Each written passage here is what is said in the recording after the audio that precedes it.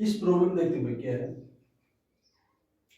If velocity of light is taken as unit of velocity and an year is taken as unit of time, what is the unit of length? Okay, देखो भाई, देखो question क्या है कि velocity of light is taken unit of the velocity. देखो भाई, हमारा जो एसआई सिस्टम है उसमें लेंथ किस में मापी जाती है, मीटर में, और मास किस में मापा जाता है, किलोग्राम में, और टाइम किस में मापा जाता है, सेकंड में। ठीक है, तो उस हिसाब से जो वेलोसिटी की यूनिट बननी चाहिए, जो वेलोसिटी यूनिट होगी वो क्या होगी, मीटर पर सेकंड, यानी कि 1 मीटर पर सेकंड, है ना।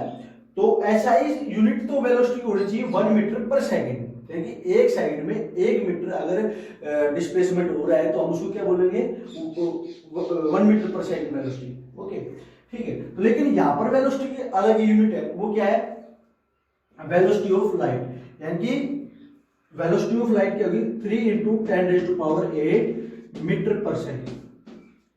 ठीक, 3 इंटू 10⁸ मीटर पर सेकंड। ठीक है,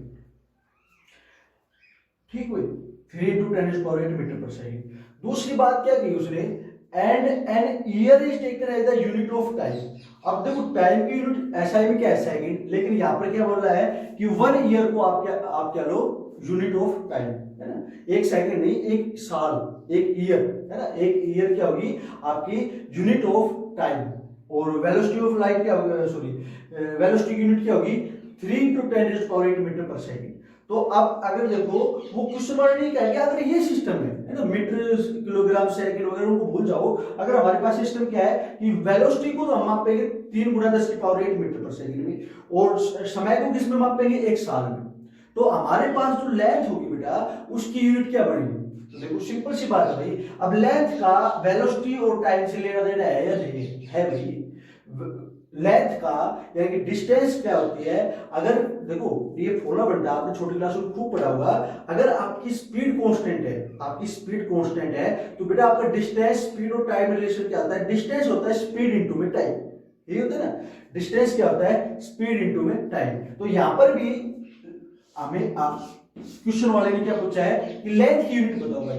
तो लेंथ यूनिट क्या होगी बेटा, लेंथ यानी कि डिस्टेंस, है ना। इस फॉर्मूले से रिलेट करेंगे तो ये आपको एक फॉर्मूला याद होगा कि डिस्टेंस क्या होती है, डिस्टेंस होगी बेटा कि स्पीड इनटू में टाइम, स्पीड इनटू में टाइम, ये होगी बेटा डिस्टेंस क्या होगी, स्पीड इनटू में टाइम।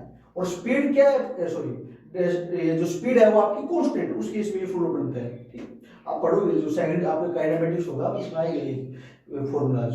ठीक, तो डिस्टेंस क्या होगी, स्पीड इनटू में टाइम। अब भाई डिस्टेंस क्या होती है, डिस्टेंस लेंथ ही तो होती है।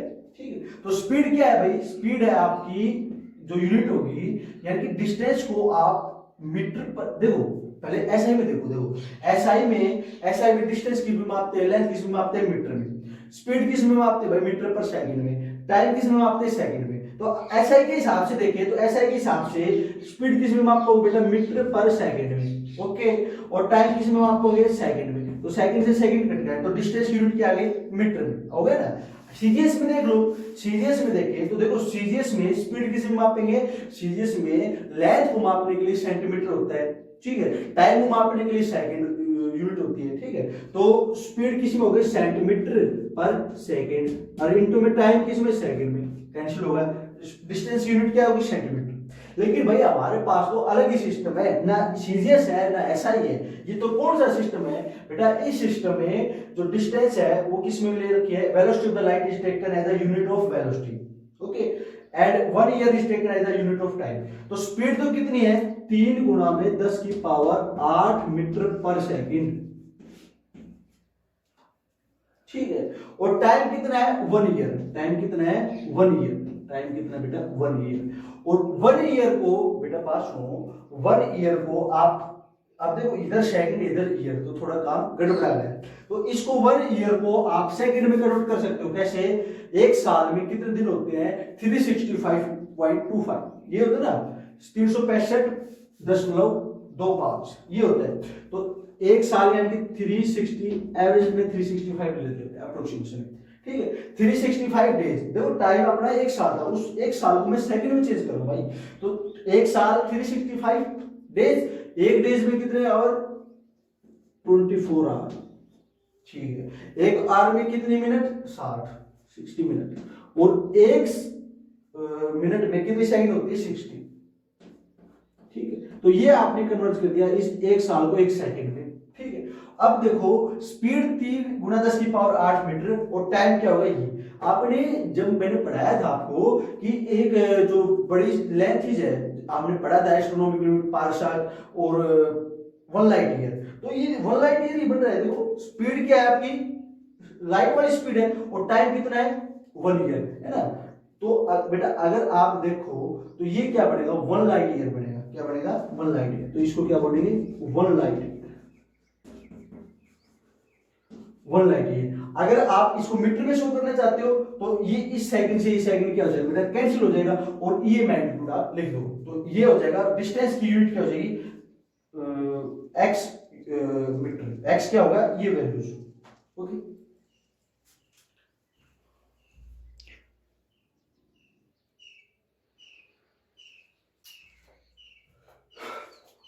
नेक्स्ट क्वेश्चन भी आपका, escape velocity from the surface of earth is that, ठीक है, चेक इट, ठीक। देखो एस्केप वेलोसिटी क्या होती है, अगर आपने देखा होगा, अगर किसी चीज को या कोई ऑब्जेक्ट है उसको अर्थ की सरफेस से ऊपर फेंका जाता है, यानी कि एक वेलोसिटी दी जाती है ऊपर की तरफ, तो ड्यू टू ग्रेविटेशन फोर्स कुछ देर बाद वापस आ जाता है ना, एक हाइट तक जाएगा फिर वो वापस आ जाएगा। लेकिन एस्केप वेलोसिटी आप 6 चैप्टर में पढ़ोगे, जो आपका छठा चैप्टर है ग्रेविटेशन, उसमें आप पढ़ोगे कि एक एस्केप वेलोसिटी वो वेलोसिटी है, अगर इतनी वेलोसिटी से, है ना, इतनी वेलोसिटी से हम किसी ऑब्जेक्ट को अर्थ के सरफेस से फेंक के थ्रो करें ऊपर की तरफ, तो वो रिटर्न ही नहीं होगा बेटा, ठीक है। तो इसके लिए जो रिलेशन बनता है एस्केप वेलोसिटी से, √2gm/r, v is the velocity, g is the gravitational constant, m is the mass and r is the radius of earth, ठीक है। तो अर्थ के लिए भाई देखो ये जनरल फॉर्मूला है, ठीक है, g is the gravitational constant, that is universal constant, m is the mass of the planet या फिर mass of celestial object, और r is the radius of that celestial object, ठीक है। तो अर्थ के केस में अगर अर्थ की एस्केप वेलोसिटी निकालनी है तो आप अर्थ की रेडियस पुट करोगे, यहाँ पर मास ऑफ अर्थ पुट करोगे, ठीक है, और वो क्या आ जाएगी, escape velocity of the earth, ठीक। तो हमें ये चेक करना है कि फॉर्मूला ठीक है, फिर ऐसे लेकर चल रहे हैं इसको। तो ये इसका जो मैग्नीट्यूड आता है वो आता है करीबन 11.2 किलोमीटर पर सेकंड, ठीक है। तो अब देख दो बेटा v क्या होगा, देखो सॉरी v क्या है, हमें चेक करना है, करेक्ट करना है, चेकिंग है इसकी कि ये बाई डायमेंशनली करेक्ट है नहीं है। तो अगर डायमेंशनली करेक्ट है, देखो हमने जिक्र भी किया था एक जगह, अगर कोई इक्वेशन कोई फॉर्मूला बाई डायमेंशनली हम चेक करके बता देते हैं कि साहब ये करेक्ट है, तो इसका मतलब ये नहीं हो जाता कि वो करेक्ट है ना। अगर कोई इक्वेशन, देखो बात सुनो, अगर कोई डायमेंशनली रोंग है, अगर कोई फिजिकल इक्वेशन कोई फॉर्मूला डायमेंशनली रोंग है ना, कोई फॉर्मूला या कोई इक्वेशन डायमेंशनली रोंग है तो वो 100% रोंग है बेटा, है ना। अगर कोई डायमेंशनली करेक्ट नहीं है, डायमेंशनली करेक्ट है, वो सॉरी डायमेंशनली करेक्ट है, तो हो सकता है वो गलत भी हो, ठीक है। जैसे आपने एक्सरसाइज करोगे इस चैप्टर की, तो आपको देखना कि कई फिजिकल क्वांटिटी है जिनका डायमेंशन सेम है ना, अब वो फिजिकल क्वांटिटी अलग अलग है, ठीक। तो v इक्वल टू √2gm/r। तो देखते हैं भाई, देखो v का डायमेंशन फॉर्मूला तो आप जानते हो, वेलोसिटी क्या होता है, डिस्प्लेसमेंट अपॉन में टाइम, डिस्प्लेसमेंट अपने आप में लेंथ है, तो वेलोसिटी का डायमेंशन फॉर्मूला पड़ेगा lt-1। चलो ठीक है बेटा, r क्या है, रेडियस ऑफ अर्थ, और रेडियस भी तो एक प्रकार की बेटा लेंथ है, तो इसका भी क्या बढ़ जाएगा, m0 l1t0, ओके। m मास भी अपने आप में बेस क्वांटिटी है, तो इसका डायमेंशन फॉर्मूला क्या बढ़ेगा, m1 l0t0, okay. Gravitational constant भाई ये इसका देख लो एक बार, है ना, ग्रेविटेशनल कांस्टेंट क्या होगा, देखो ग्रेविटेशनल कांस्टेंट क्या होता है बेटा, F equal to gm1 m2 upon में r², यही होता है ना, F इक्वल टू g। अब यहां से अगर g देखो तो देखो g की वैल्यू क्या आई भाई, F आर स्क्वेयर अपॉन में m1 m2, ये होता है। जी क्या होगा, एफ आर स्क्वेयर अपॉन में m1 m2। अब एफ क्या है, फोर्स, आर क्या है, रेडियस, m1 m2 क्या है, मासेस। ठीक है, तो अगर इसका डायमेंशन देखिए, देखो फोर्स का क्या होता है, मास गुणा एक्सेलरेशन, mlt-2। तो इसका डायमेंशन फॉर्मूला क्या होगा बेटा, mlt-2।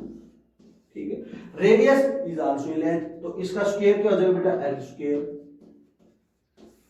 ठीक है, m1 m2 आर मासेस, तो इसका क्या हो जाएगा बेटा, m स्क्वायर। ठीक है, अब ये फॉर्मूला पड़ेगा भाई आपका ग्रेविटेशन कांस्टेंट का। तो नीचे स्क्वायर ऊपर पावर 1, ये इसको हटा दो, ऊपर क्या लिख देंगे हम, -1। एल स्क्वायर और एल की पावर 1 इसको हटा दो, हम क्या लिख सकते हैं, 3। ठीक, ये बने बेटा आपका डायमेंशन ऑफ ग्रेविटेशन कांस्टेंट। अब कुछ नहीं करना, ये डायमेंशन पुट करने हैं, कर दो। क्या बना है, m-1 l क्यूब और p-2। ठीक, तो देखो इधर राइट हैंड साइड में देखिए, राइट हैंड साइड में √2 है ना भाई, तो 2 का क्या था, 2 तो डायमेंशनलेस है, कांस्टेंट है, हटाओ। g क्या हो जाएगा भाई, m-1 l-2 3p-2, ये बनेगा।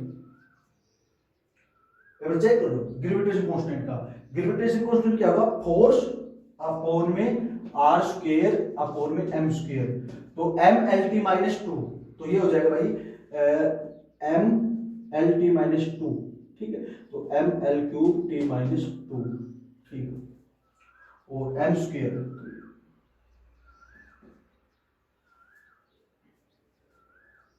तो ये प्लस आएगा, प्लस आएगा। मास इनटू में भाई क्या है, देखो इनटू में मास भी है, तो ये हो जाएगा 0। ठीक है, नीचे लेंथ है, ऊपर जाएगी +2। ठीक है, चलो मैं थोड़ा एक्सपेंड करके दिखाता हूं आपको। देखो यहां पर जो फॉर्मूला है वो ये है भाई, v = √gm अपॉन में r square, sorry r single power. ठीक, वेलोसिटी क्या है बेटा, √gm अपॉन में r। g क्या है, ग्रेविटेशन कांस्टेंट, अभी निकाला इसका डायमेंशन फॉर्मूला, कौन सी फॉर्मूला से निकाला, g ये होता है आपका जो f = gm1 m2 अपॉन में r स्क्वायर, तो g क्या हो जाएगा, f r स्क्वायर अपॉन में m1 m2, है ना, जो फॉर्मूला बना g का वो क्या बना, f r स्क्वायर अपॉन में m1 m2। ठीक है, तो डायमेंशन फॉर्मूला फॉर g के लिए आएगा बेटा, फोर्स का क्या बनेगा, m-l-2। ठीक है, इनटू में आर स्क्वायर, आर स्क्वायर के लिए क्या बनेगा, एल स्क्वायर, और नीचे मास का स्क्वायर, तो नीचे हो जाएगा m स्क्वायर। ये अपना डायमेंशन फॉर्मूला भाई, ऊपर पावर 1 है, नीचे 2 है, हटा दो, ऊपर क्या हो जाएगा बेटा, -1, एल स्क्वायर और l1 ये हो जाएगा क्यूब, तो ये बन गया dimension formula for mass, sorry जी। अब ब्रैकेट में, सॉरी इस फॉर्मूले में मास भी है, तो अब ये वैल्यू पुट कर दो भाई, m-1 l की पावर 3 t स्क्वायर, और मास की क्या होगा बेटा, m। ठीक है, मास बेस क्वांटिटी है, length is also base quantity, तो नीचे l भाई, रेडियस है तो लेंथ ही। ओके, अब देखो तो m की पावर -1 और m ये हो गया कैंसिल। ठीक है, l नीचे है, ऊपर जाएगा -1, और ऊपर पहले ऑलरेडी कितनी पावर 3, तो 1 चला गया, क्या बच गया 2, तो भाई ये आपका ये बच गया भाई √l² t स्क्वायर, सो ये माइनस। अब देखो l स्क्वायर और t माइनस स्क्वायर, या फिर 1/t स्क्वायर, तो l की पावर 2 और t की पावर -2, और इसके ऊपर क्या बेटा, √ है, तो इसको आपको पता होगा, पावर के ऊपर पावर क्या हो जाती है, मल्टीप्लाई, तो ये बन गया LT-1, ये क्या बन गया, LT-1। और right hand side, sorry left hand side में क्या वेलोसिटी है, और वेलोसिटी का डायमेंशन फॉर्मूला क्या होगा, LT-1, तो ये जो फॉर्मूला है वो आपका करेक्ट है। ओके,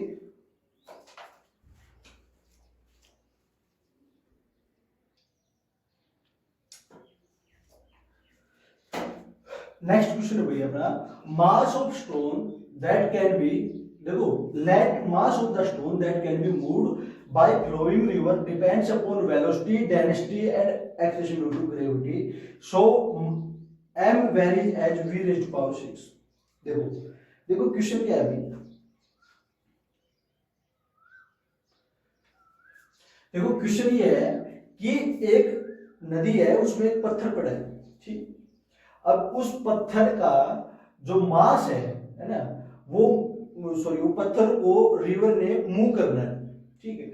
और अब कितना मास वो मूव करवा सकता है ना, कितना मास वो मूव करवा सकता है, जो नदी है वो कितना मास मूव करवा सकती है, ये किसके ऊपर डिपेंड है। देखो अब हमें पॉसिबिलिटी लग रही है भाई, ये अगर जो देखो नदी में पत्थर पड़ा है और अब हमें पॉसिबिलिटी लग रही है कि कितना बड़ा पत्थर लुढ़क के उसमें रिवर में फ्लो हो सकता है, ठीक है। तो हमें तीन चार पॉसिबिलिटी है भाई, सॉरी तीन पॉसिबिलिटी है, वेलोसिटी, डेंसिटी और एक्सेलरेशन ड्यू टू ग्रेविटी, ठीक है। तो ये डिपेंड करेगा वेलोसिटी के ऊपर, डेंसिटी के ऊपर, एक्सेलरेशन ड्यू टू ग्रेविटी के ऊपर। तो अब हमें शो करना है कि mass varies as v raise to power 6। तो पूछ रही है बेटा भाई सिंपल सी, तो मास किसकी डिपेंड कर रहा है, मास वेलोसिटी के ऊपर डिपेंड है, तो वेलोसिटी की पावर ए ले लो, ठीक है। मास डेंसिटी के ऊपर रो, तो इसकी पावर बी ले लो, और mass depends upon acceleration due to gravity सी, ठीक। कि अब देखो, अब भाई सबसे पहले क्या करेंगे, इस प्रोपोर्शनलिटी को हटाकर क्या लगाएंगे, के लगा दिया भाई, ठीक है। मास तो लेफ्ट हैंड साइड का डायमेंशन छोड़ना m, भाई लेफ्ट हैंड साइड मास है, मास खुद एक बेस क्वांटिटी है, तो m1 l0 t0, ठीक है। अब राइट हैंड साइड में k कांस्टेंट, v वेलोसिटी, भाई वेलोसिटी क्या होता है, डिस्प्लेसमेंट अपॉन टाइम, तो lt -1, डिस्प्लेसमेंट क्या है, लेंथ, ओके। रो क्या है, density, density the ratio mass and volume, तो m अपॉन में l क्यूब, यानी कि ये क्या हो जाएगा बेटा m l -3, ठीक है। Acceleration due to gravity g क्या होता है, acceleration due to gravity lt-2, तो ये क्या हो जाएगा बेटा lt-2, acceleration due to gravity, ठीक। तो आप इनकी पावर लिख दो a b और c, ठीक।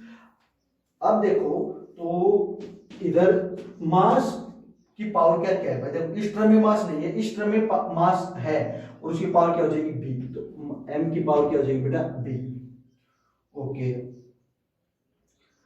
और L देखो L इधर है, ठीक है, इधर है तो A लिख दिया, इधर भी है तो -3B लिख दिया, इधर भी है तो प्लस में C लिख दिया, ठीक है। टाइम देखे तो टाइम इस टर्म में है, तो इधर क्या हो जाएगा -C, सॉरी -A, इधर नहीं है, इधर क्या है -2C, ठीक। अब हमारे पास 3 इक्वेशन बनेगी भाई, 3 इक्वेशन भाई। अब दोनों की डायमेंशन क्या करेंगे, इक्वल पुट करेंगे, तो b की वैल्यू क्या आ गई 1 आ गई पहले से, m के डायमेंशन इक्वल पुट करें तो इधर m का डायमेंशन क्या है 1, तो इधर क्या है b की वैल्यू क्या आ जाएगी 1, ठीक है। अब दूसरी इक्वेशन भाई a -3b प्लस में c, इसकी वैल्यू क्या होगी भाई 0 होगी, भाई l का डायमेंशन इधर क्या है a -3b प्लस c, इधर डायमेंशन क्या है 0, ठीक है भाई। तीसरी इक्वेशन क्या है भाई -a और -2c = 0, इसको आप ऐसे लिख सकते हो a + 2c = 0, माइनस कॉमन ले सकते हैं, ठीक भाई। अब देखो अगर इसमें b की वैल्यू पुट कर दे बेटा, b की वैल्यू पुट कर दी 1, तो b की वैल्यू 1 पुट करते हैं क्या हो जाएगा भाई, नई इक्वेशन बन गई क्या, a -3 + c, यानी कि a + c क्या हो गया, a + c क्या हो गया 3, और इधर क्या होगा a + 2c क्या हो गया 0, a + 2c क्या हो गया 0, ठीक है। अब हमें वैल्यू किसकी निकालनी भाई, a की वैल्यू निकालनी है, ठीक। तो इनको ऐड कर दो भाई, ऐड करेंगे तो क्या आ जाएगा 2a प्लस में 3c = 3, ठीक है। तो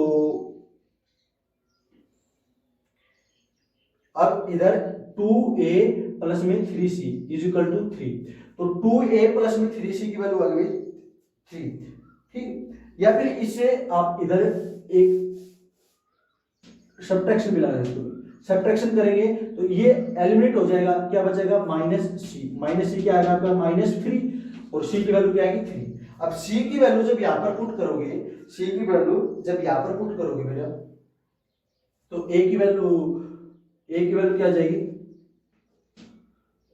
c की वैल्यू 3 पुट करोगे, 3 दूनी 6, तो a की वैल्यू क्या आ जाएगी c।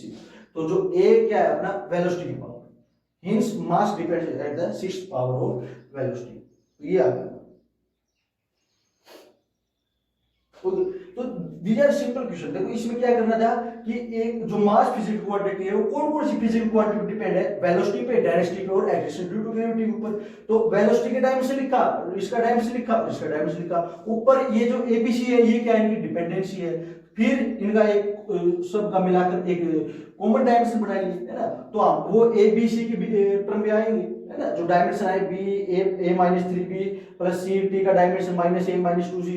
अब इनको क्या करना है, इक्वल पुट और एबीसी की वैल्यू निकालनी है। एबीसी की वैल्यू आती है, हमें क्या पता लग जाएगा कि मास है वो इन फिजिकल क्वांटिटी पे डिपेंड है, लेकिन किस प्रकार डिपेंडेंट है वो आता है। तो सिंपल, ओके।